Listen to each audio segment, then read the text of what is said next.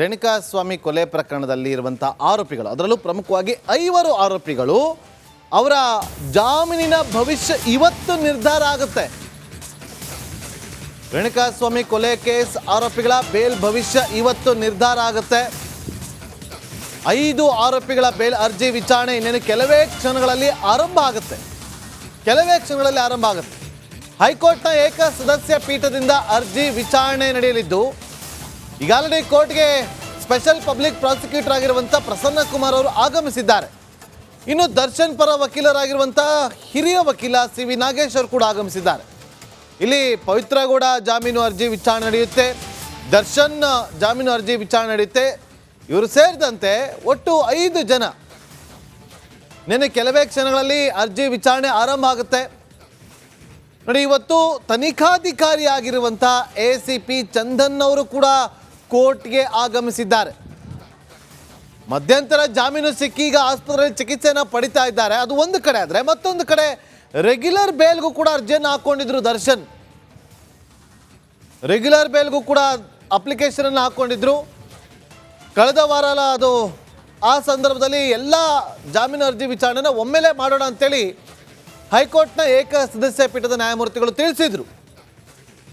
ಯಾವಾಗ ನ್ಯಾಯಮೂರ್ತಿಗಳು ಆ ವಿಚಾರವನ್ನು ಪ್ರಸ್ತಾಪ ಮಾಡ್ತಾರೋ ಅದಕ್ಕೆ ಸ್ಪೆಷಲ್ ಪಬ್ಲಿಕ್ ಪ್ರಾಸಿಕ್ಯೂಟರ್ ಕೂಡ ಸಹಮತವನ್ನು ವ್ಯಕ್ತಪಡಿಸ್ತಾರೆ. ದರ್ಶನ್ ಪರ ವಕೀಲರು ಕೂಡ ಸಹಮತವನ್ನು ವ್ಯಕ್ತಪಡಿಸ್ತಾರೆ. ಅದೇ ರೀತಿಯಾಗಿ ಇನ್ನುಳಿದ ಆರೋಪಿಗಳ ವಕೀಲರು ಕೂಡ ಒಪ್ಕೊಳ್ತಾರೆ. ಹಾಗಾಗಿ ಇವತ್ತು ಎಲ್ಲರ ಜಾಮೀನು ಅರ್ಜಿ ವಿಚಾರಣೆ ನಡೆಯುತ್ತೆ. ಈಗ ಎಲ್ಲರ ವಿಚಾರಣೆ ಕೂಡ ಇನ್ನೊಂದು ಕೆಲವೇ ಕ್ಷಣಗಳಲ್ಲಿ ಆರಂಭ ಆಗುತ್ತೆ. ನೋಡಬೇಕು ಕೋರ್ಟಲ್ಲಿ ಏನಾಗುತ್ತೆ ಅಂತೇಳಿ. ಯಾಕೆಂದರೆ ಸಿ ವಿ ನಾಗೇಶ್ವರ್ ಯಾವ ರೀತಿಯಾಗಿ ಪ್ರಬಲವಾಗಿ ವಾದವನ್ನು ಮಂಡನೆ ಮಾಡ್ತಾರೆ ಅನ್ನೋದು ಒಂದು ಕಡೆ ಆದರೆ, ಇದಕ್ಕೆ ಯಾವ ರೀತಿಯಾಗಿ ಟಕ್ಕರ್ ಕೊಡ್ತಾರೆ SPP ಪ್ರಸನ್ನ ಕುಮಾರ್ ಅವರು. ಯಾಕೆಂದರೆ ಈ ಹಿಂದೆ ಲೋಯರ್ ಕೋರ್ಟಲ್ಲಿ ಇದೇ ವಿಚಾರವಾಗಿ ಕೋರ್ಟ್ನಲ್ಲಿ ಜಾಮೀನು ಅರ್ಜಿ ವಿಚಾರಣೆ ನಡೆಯಬೇಕಾದ್ರೆ ಸಿ ವಿ ನಾಗೇಶ್ವರು ಒಂದಲ್ಲ ಎರಡಲ್ಲ 10 ಲೂಪ್ ಹೋಲ್ಸ್ಗಳನ್ನು ತೆರೆದಿಡುವಂಥ ಕೆಲಸವನ್ನು ಮಾಡಿದರು. ಒಂದಲ್ಲ ಎರಡಲ್ಲ 10 ಲೂಪ್ ಹೋಲ್ಗಳನ್ನು ತೆರೆದಿಡುವಂಥ ಕೆಲಸವನ್ನು ಮಾಡಿದರು. ಅದಕ್ಕೆ ಸರಿಸಮಾನವಾಗಿ ಸ್ಪೆಷಲ್ ಪಬ್ಲಿಕ್ ಪ್ರಾಸಿಕ್ಯೂಟರ್ ಆಗಿರುವಂಥ ಪ್ರಸನ್ನ ಕುಮಾರ್ ಅವರು ಕೂಡ ಯಾವ ಕಾರಣವನ್ನು ಸಿ ವಿ ನಾಗೇಶ್ವರ್ ಕೊಟ್ಟಿದ್ರೋ ಅದಕ್ಕೆ ವಿರುದ್ಧವಾಗಿ ಅವರು ಕೂಡ ಪ್ರತಿವಾದವನ್ನು ಕೂಡ ಮಂಡಿಸಿದರು. ಈ ಕಾರಣಕ್ಕೋಸ್ಕರ ಅವ್ರಿಗೆ ಜಾಮೀನನ್ನು ಕೊಡಬಾರ್ದು ಅಂತೇಳಿಯೂ ಕೂಡ ಅವರು ಅಲ್ಲಿ ತಿಳಿಸಿದರು. ಹಾಗಾಗಿ ಇದೆಲ್ಲವನ್ನು ಕೂಡ ಆಲಿಸಿದಂಥ ಲೋಯರ್ ಕೋರ್ಟ್ ಅಲ್ಲಿ ಜಾಮೀನನ್ನು ಅರ್ಜಿಯನ್ನು ವಜಾ ಮಾಡಿತ್ತು. ಹಾಗಾಗಿ ಹೈಕೋರ್ಟ್ ಮೆಟ್ಟಿಲೇರಿದ್ರು. ದರ್ಶನ್ ಪರ ವಕೀಲರು ಹೈಕೋರ್ಟ್ ಮೆಟ್ಟಿಲೇರಿದ್ರು. ಅಲ್ಲಿ ವಿಚಾರಣೆ ನಡೆಸಬೇಕಾಗಿತ್ತು. ಆದರೆ ಈ ಸಂದರ್ಭದಲ್ಲಿ ಹೆಲ್ತ್ ಇಶ್ಯೂ ಆದಂಥ ಹಿನ್ನೆಲೆಯಲ್ಲಿ ಮಧ್ಯಂತರ ಜಾಮೀನಿಗೆ ಮೊದಲಿಗೆ ಅಪ್ಲಿಕೇಶನ್ ಹಾಕ್ಕೊಳ್ತಾರೆ. ಅದಕ್ಕೆ ಸಂಬಂಧಪಟ್ಟಂತೆ ಯಾವ ಕಾರಣಕ್ಕೋಸ್ಕರ ಮಧ್ಯಂತರ ಜಾಮೀನು ಕೊಡಬೇಕು ಅಂತೇಳಿ ವಾದವನ್ನು ಮಂಡಿಸ್ತಾರೆ ಸಿ ವಿ ನಾಗೇಶ್ ಅವರು. ದರ್ಶನ್ ಅವರಿಗೆ ಆಪರೇಷನ್ ಮಾಡಬೇಕು, ಆಪರೇಷನ್ ಮಾಡಿಲ್ಲ ಅಂದರೆ ಕಾಲ್ನಲ್ಲಿ ಅವರು ಶಕ್ತಿಯನ್ನು ಕಳ್ಕೊಳ್ತಾರೆ ಅಂತೇಳಿ ಒಂದಷ್ಟು ಉದಾಹರಣೆಗಳನ್ನು ಕೊಟ್ಟು ಮಧ್ಯಂತರ ಜಾಮೀನನ್ನು ಪಡೆದುಕೊಳ್ತಾರೆ. ಮಧ್ಯಂತರ ಜಾಮೀನನ್ನು ಪಡೆದುಕೊಂಡ ಬಳಿಕ ಅವರು ರೆಗ್ಯುಲರ್ ಬೇಲ್ಗೂ ಕೂಡ ಅಪ್ಲಿಕೇಶನ್ ಹಾಕ್ಕೊಂಡಿದ್ರು. ಆ ರೆಗ್ಯುಲರ್ ಬೇಲ್ಗೆ ಇವತ್ತು ಹೈಕೋರ್ಟ್ನ ಏಕ ಸದಸ್ಯ ಪೀಠದಲ್ಲಿ ವಿಚಾರಣೆ ಕೂಡ ನಡೆಯುತ್ತೆ. ಇನ್ನೇನು ಕೆಲವೇ ಕ್ಷಣಗಳಲ್ಲಿ ವಿಚಾರಣೆ ಕೂಡ ಆರಂಭ ಆಗುತ್ತೆ.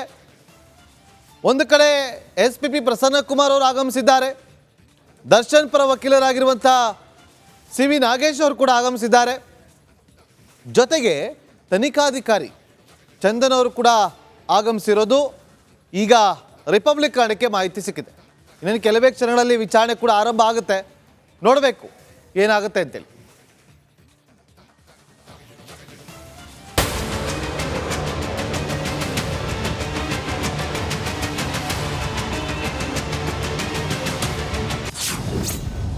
ಇಂದು ದರ್ಶನ್ ಸೇರಿ 5 ಬೇಲ್ ಭವಿಷ್ಯ ಯಾರಿಗೆ ಸಿಗಲಿದೆ? ಜಾಮೀನಿನ ಗುಡ್ ನ್ಯೂಸ್. ರೇಣುಕಾಸ್ವಾಮಿ ಕೊಲೆ ಕೇಸ್ ಮೇಲೆ ಜೈಲುವಾಸ ಅನುಭವಿಸುತ್ತಿರುವ ಆರೋಪಿಗಳಿಗೆ ಇಂದು D-Day ಆಗಿರಲಿದೆ. ದರ್ಶನ್ ಸೇರಿ 5 ಜಾಮೀನಿನ ಭವಿಷ್ಯ ಇಂದು ನಿರ್ಧಾರವಾಗಲಿದೆ.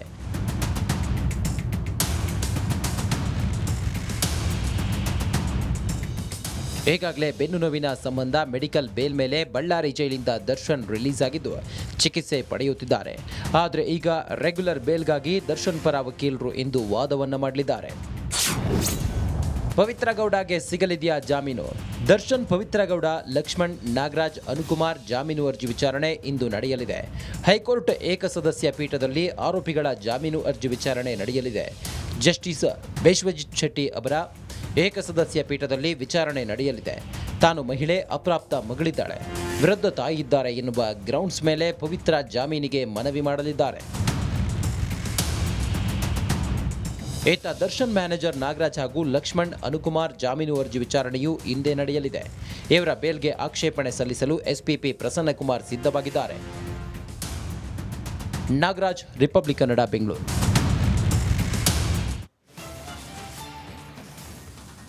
ಮತ್ತಷ್ಟು ಮಾಹಿತಿಯನ್ನು ಕೊಡೋದಕ್ಕೆ ನಮ್ಮ ಪ್ರತಿನಿಧಿ ಶ್ರೀಪಾದ್ ಪಾಟೀಲ್ ಈಗ ನೇರ ಸಂಪರ್ಕದಲ್ಲಿ ಜಾಯ್ನ್ ಆಗಿದ್ದಾರೆ.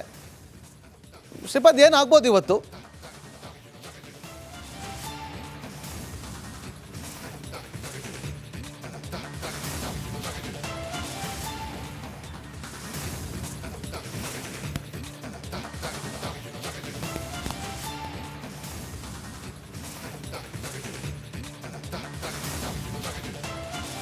ಎಸ್ ನಾಗೇಂದ್ರ ಬಾಬು, ದರ್ಶನ್ ಅವರ ರೆಗ್ಯುಲರ್ ಬೇಲ್ ಅರ್ಜಿ ವಿಚಾರಣೆ ಇನ್ನೇನು ಸ್ವಲ್ಪ ಹೊತ್ತಿನಲ್ಲಿಯೇ ಬರ್ಲಿಕ್ಕಿದೆ. ಏನಾಗಬಹುದು ಅನ್ನುವಂತಹ ಕುತೂಹಲ ಸಹಜವಾಗಿ. ಈಗಾಗಲೇ ದರ್ಶನ್ ಮಧ್ಯಂತರ ಜಾಮೀನಿನ ಮೇಲೆ ಆಚೆ ಇದ್ದಾರೆ. 3 ವಾರ ಆಗ್ತಾ ಬಂತು. ಅಲ್ಲಿಯೂ ಕೂಡ ಶಸ್ತ್ರಚಿಕಿತ್ಸೆಯ ಪ್ರಶ್ನೆ ಇದೆ. ಶಸ್ತ್ರಚಿಕಿತ್ಸೆ ಆಗಲಿಲ್ಲ ಅಂತಂದ್ರೆ ಮತ್ತಷ್ಟು ಅವರಿಗೆ ಕಾನೂನಿನ ಕಂಟಕ ಎದುರಾಗುವಂತದ್ದು ಒಂದು ಕಡೆ ಆದ್ರೆ, ಮತ್ತೊಂದು ಕಡೆ ಇವತ್ತು ರೆಗ್ಯುಲರ್ ಬೇಲ್.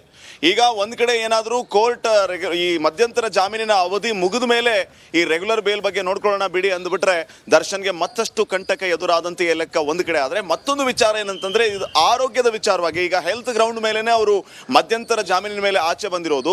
ಶಸ್ತ್ರಚಿಕಿತ್ಸೆಯ ವಿಚಾರವಾಗಿಯೇ ಈಗ ಗೊಂದಲ ಇದೆ. ಶಸ್ತ್ರಚಿಕಿತ್ಸೆ ಮಾಡಿದ್ರೆ ಒಂದು ರೀತಿಯ ಸಂಕಷ್ಟ, ಮಾಡದೇ ಇದ್ರೆ ಮತ್ತೊಂದು ರೀತಿಯ ಸಂಕಷ್ಟ ಅನ್ನುವಂಥದ್ದು, ಒಂದು ರೀತಿ ತ್ರಿಶಂಕು ಪರಿಸ್ಥಿತಿ ದರ್ಶನ್ಗೆ ಎದುರಾಗಿರುವಂಥದ್ದು. ಹೀಗಾಗಿ ಇವತ್ತು ದರ್ಶನ್ ಸೇರಿ ಪವಿತ್ರ ಗೌಡ, ನಾಗರಾಜ್, ಲಕ್ಷ್ಮಣ್ ಇವರೆಲ್ಲರ ಅರ್ಜಿ ವಿಚಾರಣೆ ಬರುತ್ತೆ. ಈ ಅರ್ಜಿ ವಿಚಾರಣೆಯಲ್ಲಿ ಈಗಾಗಲೇ ಏನು ಆಗಬಹುದು ಅನ್ನುವಂತಹ ಕುತೂಹಲ ಒಂದು ಕಡೆ ಆದರೆ, ಯಾವುದೇ ಕಾರಣಕ್ಕೂ ಇವರಿಗೆ ಜಾಮೀನು ಸಿಗಬಾರದು ಅನ್ನುವಂಥ ನಿಟ್ಟಿನಲ್ಲಿ ಎಸ್ಪಿಪಿ ಪ್ರಸನ್ನಕುಮಾರ್ ಆಕ್ಷೇಪಣೆಗಾಗಿಯೂ ಕೂಡ ಎಲ್ಲಾ ರೀತಿಯ ಸಿದ್ಧತೆಯನ್ನ ಮಾಡಿಕೊಂಡಿದ್ದಾರೆ. ಇದರ ಜೊತೆಗೆ ಮೇಲ್ಮನವಿಯ ಶಾಕ್ ಕೂಡ ದರ್ಶನ್ಗೆ ಎದುರಾಗಿದೆ. ಹೀಗಾಗಿ ಇವತ್ತು ಇನ್ನೇನು ಕೆಲವೇ ಕ್ಷಣಗಳಲ್ಲಿ ಏನು ವಿಚಾರಣೆಗೆ ಬರುತ್ತೆ, ವಿಚಾರಣೆಯಲ್ಲಿ ರೆಗ್ಯುಲರ್ ಬೇಲ್ ಅನ್ನುವಂತಹ ಪ್ರಸ್ತಾಪ ಏನಿದೆ ಅದನ್ನ ಎತ್ತಿ ಹಿಡಿದು ಇವರಿಗೆ ಜಾಮೀನು ಮಂಜೂರು ಆಗತ್ತಾ ಅಥವಾ ಮಧ್ಯಂತರ ಜಾಮೀನಿನ ಅವಧಿ ಮುಗಿದ ನಂತರ ಈ ವಿಚಾರಣೆಯನ್ನ ಮಾಡೋಣ ಅಂತ ಹೇಳಿ ಮಾನ್ಯ ಪೀಠ ಹೇಳುತ್ತಾ ಅನ್ನುವಂಥದ್ದು ಸದ್ಯಕ್ಕಿನ ಪ್ರಶ್ನೆ ಆಗಿದೆ Nagendra Babu. Okay, thank you Shripad ನಿಮ್ಮೆಲ್ಲ ಮಾಹಿತಿಗಾಗಿ. ನೋಡಿ, ನೀನು ಕೆಲವೇ ಕ್ಷಣಗಳಲ್ಲಿ ಈಗ ರೆಗ್ಯುಲರ್ ಬೇಲ್ ವಿಚಾರವಾಗಿ ಮೊದಲಿಗೆ ಯಾವ ಕಾರಣಕ್ಕೋಸ್ಕರ ಕೊಡಬೇಕು ಅಂತೇಳಿ ವಾದವನ್ನು ಮಂಡಿಸ್ತಾರೆ. ಅದಾದ ಬಳಿಕ ಆಕ್ಷೇಪಣೆಯನ್ನು ಕೂಡ ಸಲ್ಲಿಸಿದ ಕಾಲಾವಕಾಶ ಇತ್ತು, ಅದನ್ನು ಕೂಡ ಸಲ್ಲಿಸುವಂಥ ಸಾಧ್ಯತೆ ಇದೆ. ಯಾವ ಕಾರಣಕ್ಕೋಸ್ಕರ ಜಾಮೀನನ್ನು ಮಂಜೂರು ಮಾಡಬಾರ್ದು ಅಂತೇಳಿ ಆಕ್ಷೇಪಣೆ ಮಾಡಿ ಅವರು ಕೂಡ ವಾದವನ್ನು ಮಂಡನೆ ಮಾಡಲಿದ್ದಾರೆ ಎಸ್ಪಿಪಿ ಪ್ರಸನ್ನಕುಮಾರ್ ಅವರು. ಇನ್ನೇನು ಕೆಲವೇ ಕ್ಷಣಗಳಲ್ಲಿ ವಿಚಾರಣೆ ಆರಂಭ. Welcome back. ಬೆನ್ನು ನೋವಿಗೆ ಚಿಕಿತ್ಸೆಗಾಗಿ ಆಸ್ಪತ್ರೆಗೆ ದಾಖಲಾಗಿರುವಂಥ ದರ್ಶನ್ ಈಗ ತ್ರಿಶಂಕು ಸ್ಥಿತಿಯಲ್ಲಿ ಸಿಲುಕಿಕೊಂಡಿದ್ದಾರಂತೆ. ಏನದು ಈ ರಿಪೋರ್ಟ್ ನೋಡಿ.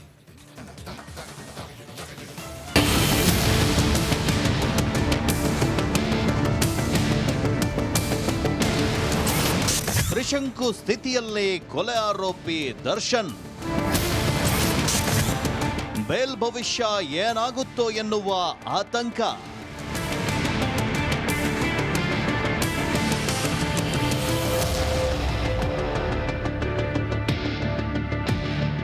ಬೆನ್ನು ನೋವಿನ ಟ್ರೀಟ್ಮೆಂಟ್ನಲ್ಲಿರೋ ದರ್ಶನ್ಗೆ ಈಗ ಜಾಮೀನಿನದ್ದೇ ಟೆನ್ಷನ್ ಹೆಚ್ಚಾಗಿದೆಯಂತೆ.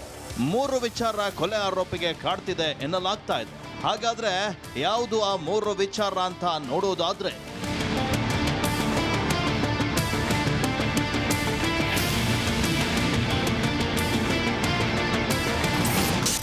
ಮಧ್ಯಂತರ ಬೇಲ್ ರದ್ದತಿಗೆ ಸುಪ್ರೀಂಗೆ ಶೀಘ್ರವೇ ಅರ್ಜಿ. ಮೆಡಿಕಲ್ ಬೇಲ್ ಮೇಲೆ ಹೊರಗಿರೋ ದರ್ಶನ್ ಈಗ ತ್ರಿಶಂಕು ಸ್ಥಿತಿಯಲ್ಲಿದ್ದಾನೆ ಎನ್ನಲಾಗ್ತಾ ಇದೆ. ದರ್ಶನ್ ಮಧ್ಯಂತರ ಜಾಮೀನು ರದ್ದು ಕೋರಿ ಸುಪ್ರೀಂ ಕೋರ್ಟ್ಗೆ ಶೀಘ್ರವೇ ಅರ್ಜಿ ಸಲ್ಲಿಸಲು ಸಿದ್ಧತೆ ನಡೆಸಲಾಗಿದೆ. ಸುಪ್ರೀಂ ಕೋರ್ಟ್ಗೆ ಅರ್ಜಿ ಸಲ್ಲಿಕೆಯಾದ ಕೂಡಲೇ ದರ್ಶನ್ ಮಧ್ಯಂತರ ಜಾಮೀನಿಗೂ ಕಂಟಕವಾಗುವ ಸಾಧ್ಯತೆ ಇದೆ. ಮಧ್ಯಂತರ ಜಾಮೀನು ವಿಸ್ತರಣೆ ಮಾಡಿಕೊಳ್ಳಬಹುದು ಎನ್ನುವ ಯೋಚನೆಗೆ ಕೊಡಲಿ ಪೆಟ್ಟು ಬೀಳಲಿದೆ.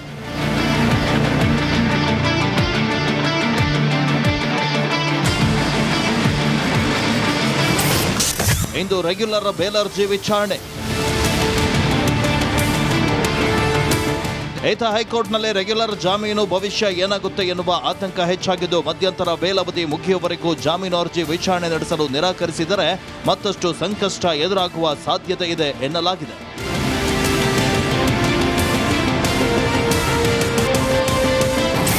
ಬಗೆಹರಿಯದ ದರ್ಶನ್ ಆಪರೇಷನ್ ಗೊಂದಲ. ಬೇಲ್ ವಿಚಾರ ಆತಂಕ ಒಂದೆಡೆಯಾದ್ರೆ ಇನ್ನೊಂದೆಡೆ ಆಪರೇಷನ್ಗೆ ಇನ್ನೂ ಡೇಟ್ ಫಿಕ್ಸ್ ಆಗದೇ ಇರೋದು ದರ್ಶನ್ ಪಾಲಿಗೆ ನುಂಗಲಾರದ ತುತ್ತಾಗಿದೆ. ಆಪರೇಷನ್ ಮಾಡಿಸಿಕೊಂಡರೂ ಸಮಸ್ಯೆ, ಮಾಡಿಸಿಕೊಂಡಿಲ್ಲ ಅಂದ್ರೂ ಕಾನೂನು ಕಂಟಕ ಎದುರಾಗುವ ಸಾಧ್ಯತೆ ಇದೆ. ಹೀಗಾಗಿ ತ್ರಿಶಂಕು ಸ್ಥಿತಿಯಲ್ಲಿ ದರ್ಶನ್ ನರಳ್ತಾ ಇದ್ದಾನೆ ಎನ್ನಲಾಗ್ತಾ ಇದೆ.